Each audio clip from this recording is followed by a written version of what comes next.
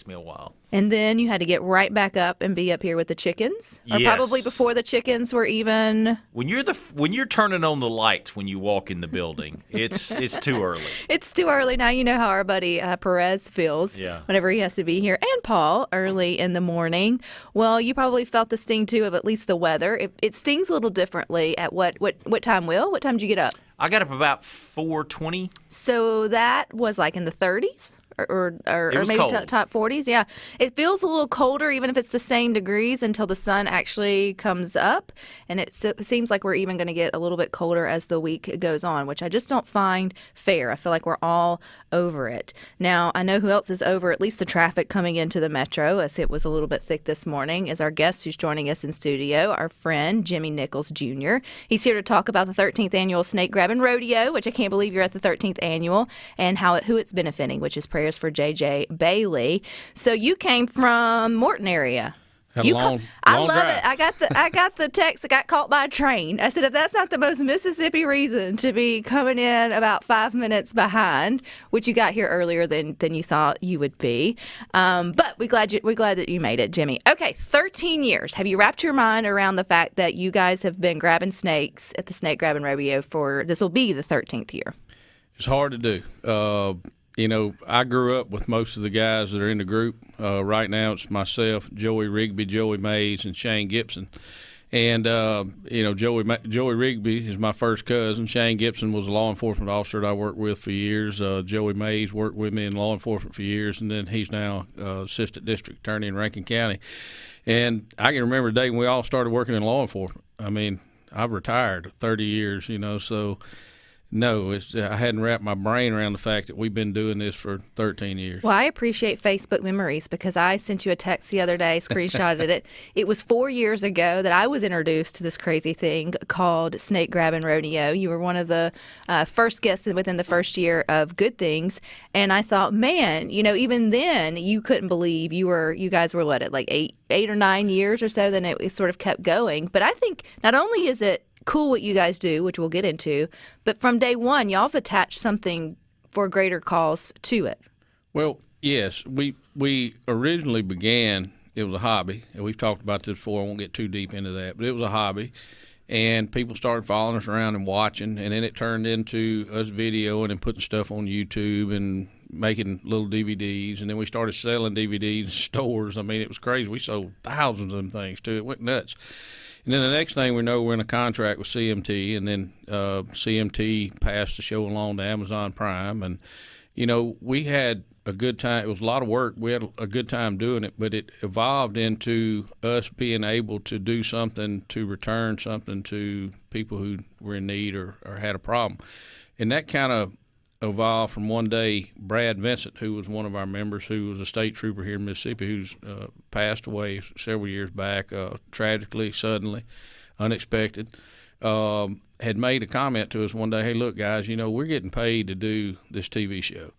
So what would be wrong with us giving 10% of whatever it is we all pull in from the show and make a donation to, whether it be the Children's Hospital or what have you. So that year was our first year to really do what we call kind of like a tithe, I guess you would say. We did a 10% donation to the hospital for whatever it was that year. I don't remember exactly. But at the same time, we had been introduced to a kid named Jared Howington years ago. I mean, he's grown now, so I mean, that's why it's so hard to wrap my brain around it. We went to visit this 9-year-old kid in the hospital who had a serious illness. Won't get too much into his personal business, but he had some rough days ahead, and maybe wasn't sure if he would survive the first surgery. I mean, it was that type thing. So we go visit that family at the hospital at his mom's request because he'd been watching our stuff on YouTube and what have you, and we could not go when she called and said, hey, this Jared loves you guys, would like to see y'all. Is there any chance y'all might could come see him before he has his surgery? Of course, we were all like, yeah, what time we need to be there. Absolutely, so yeah. We show up to the hospital, meet with them, and then it just kind of grew from there. We kind of said, we can take this thing we're doing. It's fun. It's a hobby. We can reach out and ask for some sponsors to help because it takes a little money to put on an event.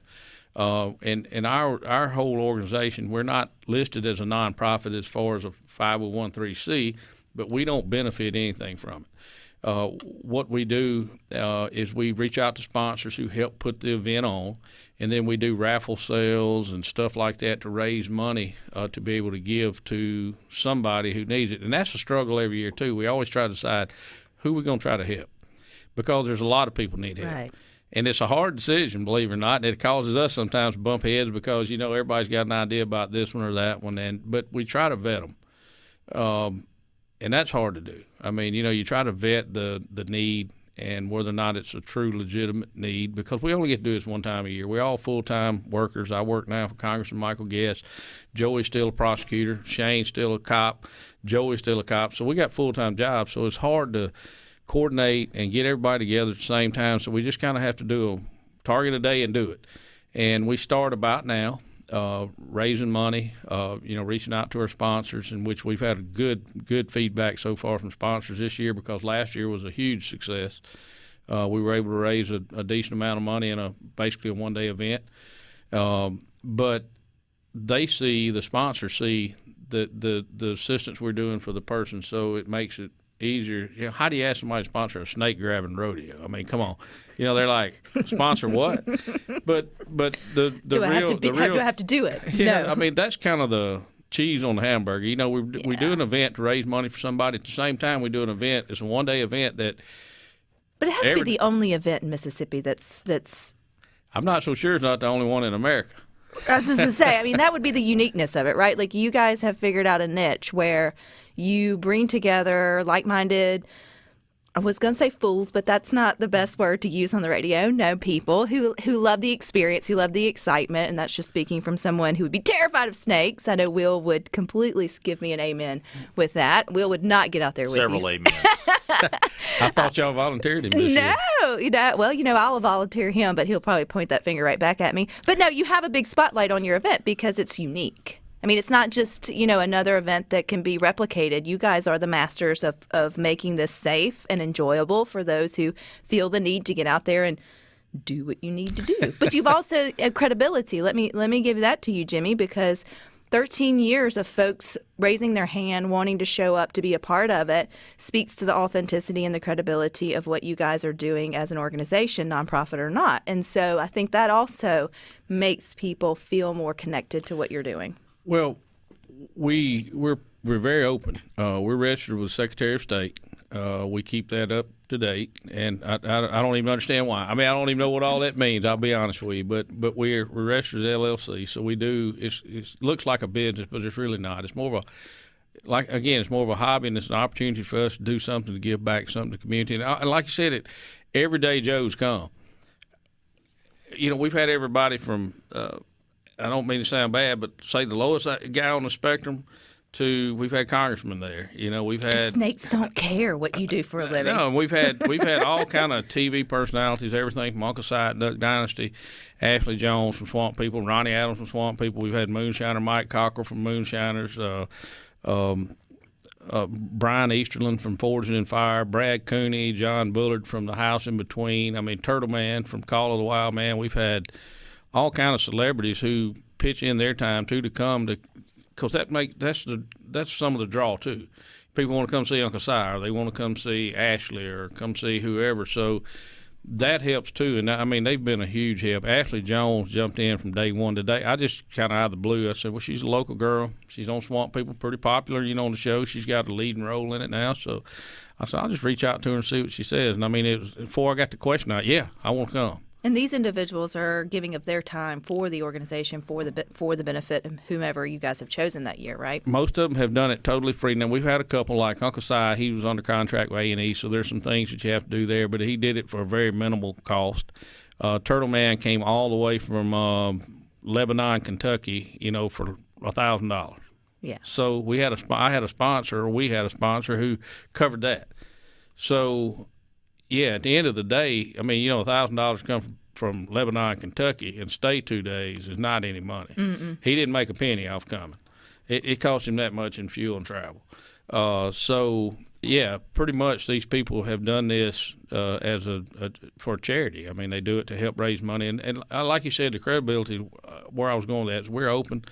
We do normal taxes like everybody else with it. Everything is, if you want to see it, we can show you. I keep ledger books. I keep tax records. If anybody ever questioned, well, where'd the $5,000 go I gave for so-and-so? Here it is, look at it. So we don't make a penny. Again, our checking account has remained almost level funded since the day we started. If you're welcome to look at it. It don't increase after the rodeo. It may decrease a little bit, not much usually, because like I said, sponsors have helped keep this thing going. So it's the people of Mississippi who have the big hearts who come in and help do these events to benefit whoever it is we're doing. And this year, for your 13th year, you guys have chosen J.J. Bailey. So how did y'all get J.J.'s story on your radar? All right. Again, I told you we try to look around and listen. A lot of it was word of mouth and just listening. And one day, Teresa told me, said, have you seen this kid Facebook page, or have you seen anything about this J.J. Bailey on Facebook? I didn't know who in the world J.J. Bailey was. So I pulled it up and got to looking at it on Facebook, and I said, this would probably fit the criteria of somebody we would like to try to help if we can. But I didn't know anything about his case. I didn't know nothing about his family, didn't know anything. So we let it rock on for a little while, waiting to see if there's any other names brought up. If somebody, we generally try to stay in the local area, but that don't mean we will. We just generally try to keep it at home, I guess you would say. But anyway, I started following his page and keeping up with it and reading updates. And after me and the other guys discussed, some possibilities and thought about what we might or who try to help, decided one day to just reach out to JJ's dad and see if we could take a minute and sit down and talk, just discuss his situation. And that's an awkward situation too, asking somebody certain questions about conditions, and because some people are private and don't want everybody knowing everything. So I just drove to his house one day and met with his dad. I called first, obviously, but went over and met with his dad. And after about 2 minutes of listening to the story, I was my mind was made up. But now again, it's four of us. We have to decide between the four who we're going to help. But I left there thinking, well, if the guys don't, if they got somebody else in mind, we may just have to do two benefits. Because it was just heartbreaking to listen to the story. I have a 20-year-old son, and his son, Mr. James Bailey's son, was 18 years old, had been working, coming home from work, hydroplaned. And this was a kid who loved fishing and hunting. Everybody that I know that I've met since we mentioned him, who's come forward talking about him wanting to help. Oh yeah, I know him. He's a great kid. He did this and did that. Loved to fish, hunt, do all the things that boys that age love to do. But anyway, his truck hydroplanes. Truck rolls over. He ends up with a traumatic brain injury, and it's terrible because, as we all know, hospital bills or hospitals are expensive. I don't care what kind of insurance you got, you're going to build expenses. Right. There's and then other life gets put on pause. Well, now mom and dad are full-time stay-at-home caregivers, and so it's 24/7. It's not like you can just go help him right now and then come back an hour later. You with him the entire time, and that's not. I'm not knocking. Nobody's complaining about that. It's just reality. But it's a reality, and so after listening to his story, like I said, it was just kind of a no-brainer. If we can help this kid, we want to try to help him. There's been a couple fundraisers done for him already, and so be it. That's great. But there's other expenses that go with hospital bills. Driving to the hospital, food while you're at the hospital, gas. We were just discussing that. For his dad and mom to load him up, take him to wherever, there's expenses, everyday expenses. So we know we can't touch the actual hospital bills because they're unbelievable. I'm not going to get into their personal business for that, but it is astronomical. It's life-changing. And so what we're trying to do is at least knock off a little bit of that stress on day-to-day living. You get to a point, and I don't know their financial situation and hadn't really asked. It ain't none of my business. But I can only imagine if it were me, I'd probably be having to sell off stuff to make the next week or to make the following week. So we look at it as a chance to alleviate some of those day-to-day stressful little things that seem minor to me and you, but in their situation are huge. And I get teared up thinking about it because, like I said, I have a child that age, or close to that age, and he turned 19 in basically a terrible condition. His progress has been fair, not great, but fair. If you've read, I told you, look at his page. Prayers for J.J. Bailey would be where folks could go. Yeah, Facebook, Prayers for J.J. Bailey. I suggest everybody can take a look at it, follow this kid, and just keep up with him. But there's many more like him. I mean, he's not the only guy. So, I mean, it makes it hard for us to decide who we're going to help. But, he has a chance. He's got some cognitive skills, some things that are happening that show some improvement. Now, it's slow. He's not going to jump up and run a marathon anytime soon. But, every day that he makes another day and progresses a little bit is kind of like a light at the end of the tunnel. You got a goal. We would love to see JJ get out of that wheelchair. We'd love to hear him communicate with his mom and dad. But, that's not in our hands. All we're trying to do is help get them from A to B, and then see if we can. And give them a little bit of hope and encouragement along the way. I'll have to ask Jimmie, when you took his story back to the other three, because there's 4 of you, did you have to do a lot of wrangling, or was it all hands down on deck? It's funny. Our guys we're all just alike in many, many ways. And it's funny you asked that, because we had been discussing it and kind of bouncing some names around, or a couple names around, and within a couple of days, one of the guys brings me a check somebody gave him. At the bottom of the check, it said "Prayer for J.J. Bailey." So, I mean, it wasn't really a decision to make. I mean, God kind of made that decision for you. Yeah. And you guys have been boots on the ground, coming up with great raffles and other things to help J.J., and we'll get into that and more coming up next here on The Metro. This song, Will. It's like you knew me. Perez would have never played that. So. No, not in his wheelhouse. So we appreciate the switch up here on The Metro. I'm Rebecca Turner, your host. We still have with us our guest, Jimmie Nichols Jr. He is here to celebrate the 13th Annual Snake Grabbin Rodeo. When is it coming up? The rodeo itself is June the 4th. Yes, so it is coming up. So you're getting ready for it. You're getting geared up for it. You're getting your raffle tickets, and you're getting your raffle items and all, and you're also raising awareness for the benefit this year, which is Prayers for J.J. Bailey. If you missed it, he was at 18. He had a terrible wreck. He's now recovering from a traumatic brain injury, and you guys want to help the family as much as possible. At least take the load off while they can focus on their healing for their son and their family. Okay, raffle is the big one here. So you got some good things. We do. We've had some local businesses. Vans out in Brandon donated a Bergana 6.5 Creedmoor hunting rifle, 24-inch synthetic stock, nice gun. I think it's about $850, maybe $900 retail hunting weapon. We have a Glock 43X donated by Brian Wheeler up at the Southern Connection. That's $400-ish gun. And we have all you Yellowstone fans, we have a Rip Wheeler Yellowstone jacket, just like the one he wears on the show, that Cole autographed, and it's been framed, and it's framed with 2 pictures of Cole actually signing the jacket, and the Sharpie that was used to sign it is in the frame with it, and that was made possible for us by Sheriff Randy Tucker up in Madison County, who's always been a guy who helped out pretty much anything we've ever asked him to help us with. He's jumped right on board.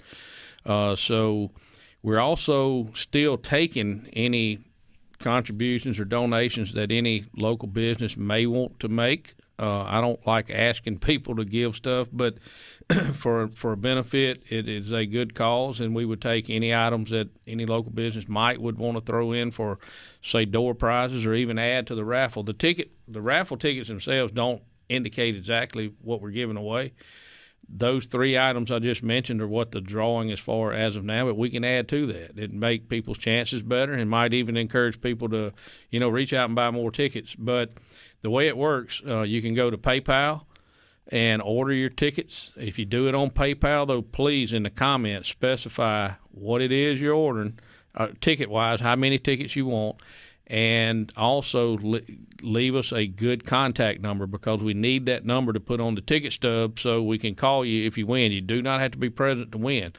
The email address for the PayPal account is mssgbenefit@gmail.com. Again, that's mssgbenefit@gmail.com. But again, please, if you order tickets in the comments section, mention exactly what it is you want and give me a contact number. Also, when you pay on PayPal, I'll just put this out as a reminder. There's a family and friends button that you can push when you're making that payment. Please use that, because if you don't, it charges a fee to the benefit or comes out of the donation or whatever. So use family and friends button when you make your purchase. I mean, it's not that big a deal, but if you had a whole bunch of them over time, it adds up. So, but you can also buy tickets from myself and several other people who are actually selling them. But for one $20 sheet of tickets, you get 15 chances. $20 gets you 15 chances at the raffle and a door prize coupon, which will be drawn separately on that same day, which will be things like Bass Pro Shops throwing in some stuff. A couple other businesses have thrown in some small items, coolers, what have you, that will be drawn as door prizes. So there's going to be several chances for you to win for a $20 ticket. It's Could you imagine getting the jacket for $20? That jacket at the right auction is worth a lot of money. A lot of money. Absolutely. I mean, a friend of mine the other night for Brad Sullivan's event, for example, he had one guitar, just a run-of-the-mill guitar signed by Justin Moore that went for almost $10,000. I mean, so my point is those type things are collector items, and at the right environment, right auction, that thing would bring a lot of money. And no matter whether you walk away with something or not, $20 to go to a family whose world is being spun in a terrible different directions is all you need to know. But we want, more than 20. You can bump that on up, buy more. We don't have a limit on how many you can buy. I mean, honestly, several purchases have been made. Most of the standard purchases we have are $100 buys. That's 5 sheets. That's $15 15 chances per sheet. So it increases your chances to win greatly, and that's not much money. Do you pick tickets per item you want to be drawn for, or is it just a blanket ticket? I think we'll do it again like we did last year. The first ticket out, the way we tried to do it last year. That's why I asked for a phone number. If we draw your ticket, we'll call you, and you pick. If you're the first draw, you get the first pick. In other words, you can pick the rifle, the jacket, the handgun, or whatever it is. We'll draw the second ticket. If you're not present, we call you. Do you want which of the 2 remaining or 3 remaining items? We did it that way last year. Now, if we can't get you on the phone, we just have to pick one for you. I mean, I don't know how else to do it. Right. Because the tickets are You already don't require that they have to be there, so that's even nice. Yeah, you don't have to be present. But you should know the day that they're going to be drawing. Have your cell phone. Oh yeah, that's what I try to remind everybody. Keep your that day at least answer my call, because you may have just won a $900 rifle. Yeah, I've always said you can't trust me to answer my phone, but if I knew Jimmie Nichols was going to be calling me, I probably would look down and see it and answer it no matter where I was at. There's a lot of people think I'm calling, they're going to turn it off. Not on this specific day in June, right? Yeah, this is a good day. It's like Santa calling. Yeah, answer me on that day. Answer you on that day for sure, and that's going to be in June, which you would keep people up to date. But right now, you're just trying to gear up for it. You're trying to gain momentum, get more things for the raffle for J.J. Bailey's family, and get the awareness sort of out of it. But the actual event, I mean, it's coming up in June. Is it time to register for that? I mean, if you want to go and be crazy and grab snakes? Well, teams are pretty much already set, because this thing, believe it or not, usually is already scheduled the year before. As crazy as that sounds, we've been fortunate enough. The Greenville, Washington County Visitors Bureau now literally sponsor our event, as in it's one of their main event type deals. And I'm not bragging, don't take it, but Lake Washington is situated in Chatham, Mississippi, in the middle of the Mississippi Delta.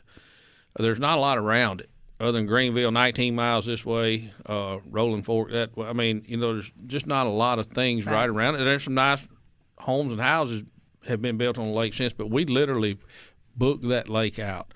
There's usually no cabins left by this time. They're not this year. Roy Store is already booked out, so we're having to reach out to state parks and stuff around to seeing if they have cabins available for people to get. So we've booked out all her camper spots, all her cabins.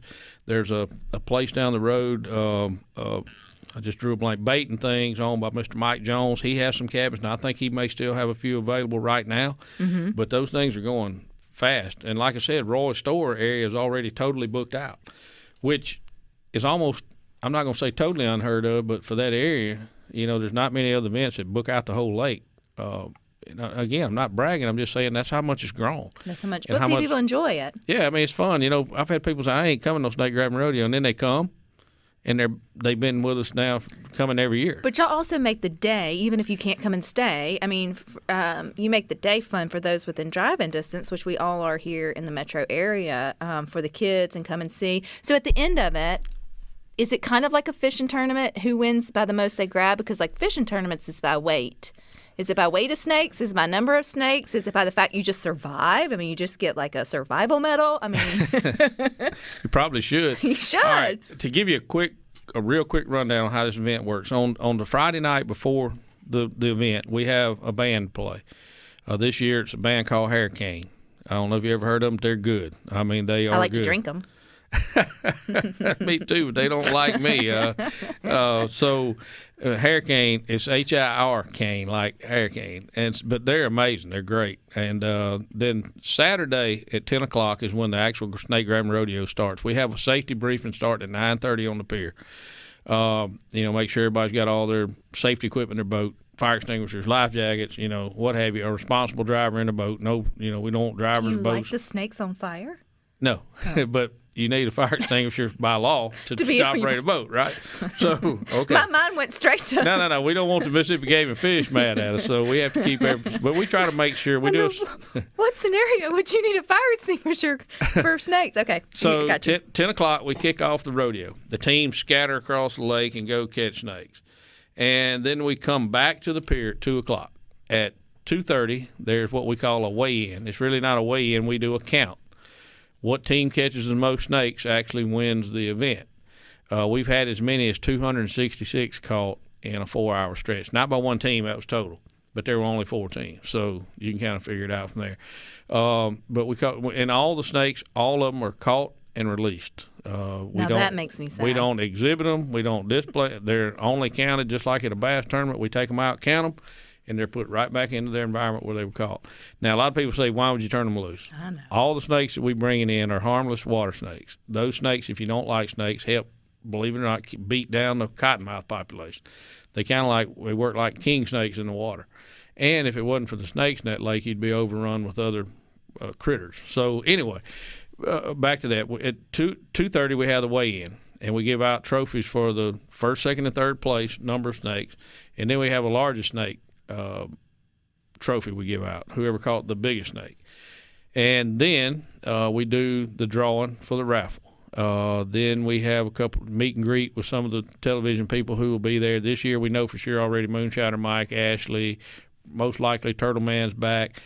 Hadn't confirmed the dates yet, Wonka Sai, but we're still kind of beating that around who's going to be there. We think we're adding a couple new ones, and I don't want to prematurely say it, but I will say who we're working on. I don't know if any of you guys ever follow him, but Catfish Cooley, big, he's crazy as it comes, but he's hilarious. He's now doing stand-up comedy, and he's cleaned his act up a lot. I mean, he's actually a pretty darn good comedian. But Catfish is talking about coming. He's offered it up possibly. And then that night we have Shake the Bucket. I don't know. Most people have locally. That's what happens when you have too many hurricanes. Yeah. Well, most of the local people around here know who I'm talking about. Shake the Bucket is a band out of Louisville. Bob Birchfield, Dylan Alford, Tanner Dalton, and Phillip. I always forget his last name. I just drew a blank. But anyway, those guys are one of the best bands that I've heard locally ever. They've done our event now for like 8 years running, and they have Saturday night as long as they want it, I think, until they either get too old to play or we get too old to have it. But it's an event that starts off with a band on Friday night, then the rodeo the next day, ends with a band on Saturday night, and then most people go home on Sunday. How many is usually there? How many, when you say the teams, how many total did y'all have last year? Well, we had 5 teams last year. This team, it looks like from the people reaching out, we may have as many as 6 teams this year. We'll wrap things up with Jimmie Nichols coming up next.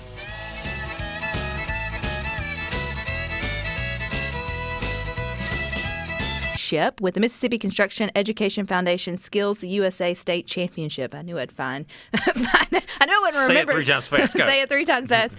There are a ton of careers, technical education students. They're all going to be competing in Mississippi's largest youth craft competition ever. It should be a lot of fun. So keep your dial right here to SuperTalk Jackson, and you'll catch Gerard on location at the Trade Mart from 10 to 1. Jimmie, I feel like, that's the one competition that, some kids can do is in construction, and then your group has got the competition down with wrangling those snakes. And during the break here on the Metro, you were trying to make Will and I feel better about the snakes and the fact that no one dies from snake bites usually throughout the year, or at least a very small number. And we're both sitting here going, you know what? I'm going to support J.J. Bailey and your event, but not by getting in the water and actually catching the snakes. But they do get a bad rap, though, right? They do.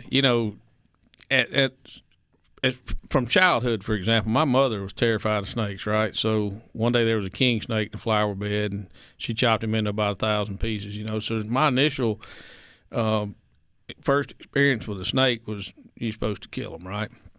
And then a few weeks later, Mom says she's standing there in the yard. She hears me asking, "Is this a snake?" She turns around, I'm holding a snake.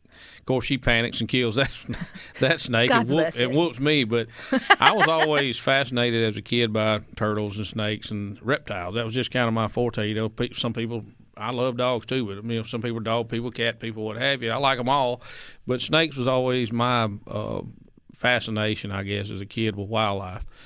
And I can remember I had a project one time at school where I wasn't doing real great in biology, and my teacher told me you need to do some type of project to help with your grades. And God love her, I said, okay, I'll milk a venomous snake. And she thought milking it meant milking it, I guess. I don't know what she thought. Well, it took me a minute, if I'll be honest. And I'm like, oh, okay. When you said venomous, I actually said I'll milk a snake. So I go home that day, go down to the creek, and as fate would have it, find a pretty good-sized cottonmouth.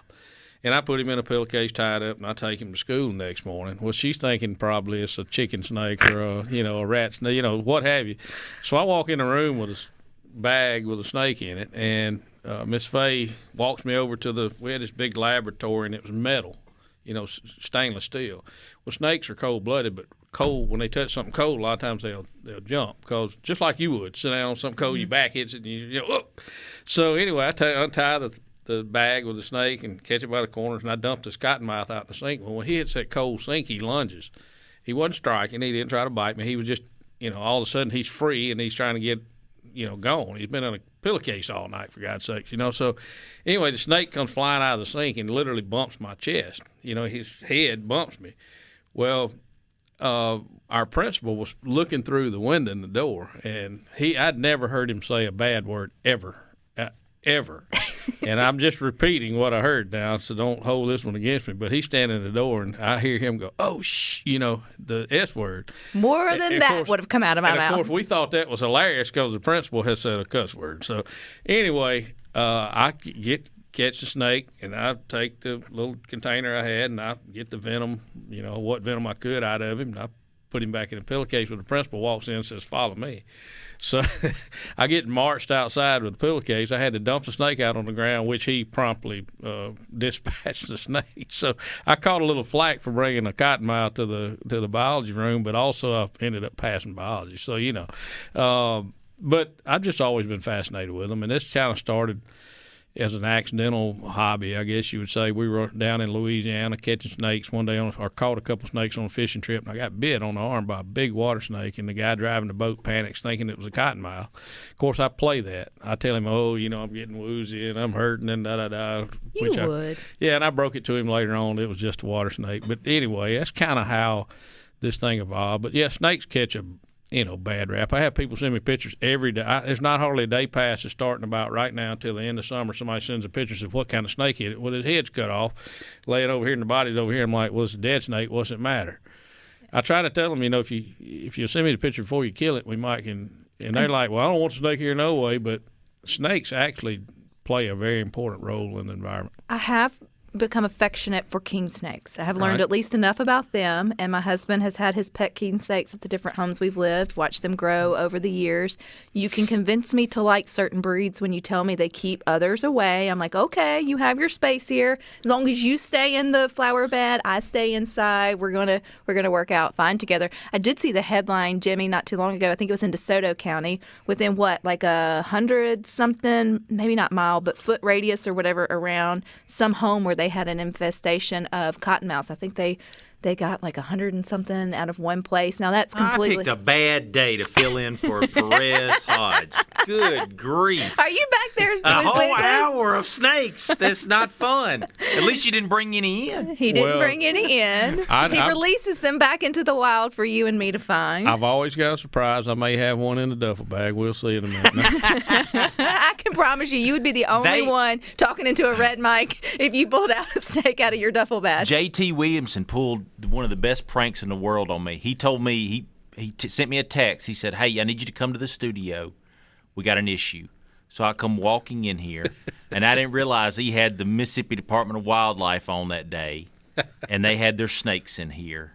And he's got me on video running around like a coward.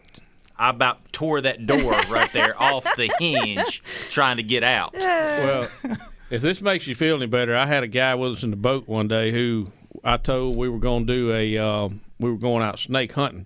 I think he thought we were snake hunting, like going out shooting the snakes in the boat, right? Well, we'd already been out that morning, and we had several in the live well. And so he gets in the boat with us, and he was armed. By the way, he had a 9mm with him. He worked with me at that time at MBN and was a big old boy, Jeff Overstreet. He's a big, tall guy, burly guy. So we get in the boat, and he's relaxed in the seat, and for whatever reason, he opens the live well. And when he does, one of the snakes, we had a big gray rat snake we caught that was probably 6 foot long that was in the live well. Well, he pops his head up out of the live well, basically stands up, looked like a cobra, looking at it. Overstreet leaves the seat, airborne, goes over the seat backwards, and at the same time draws a 9mm, and I can see the hammer rolling back. I'm like, no. He's on the boat. He's literally on the motor, hanging on to the motor, and he said, take me to the pier.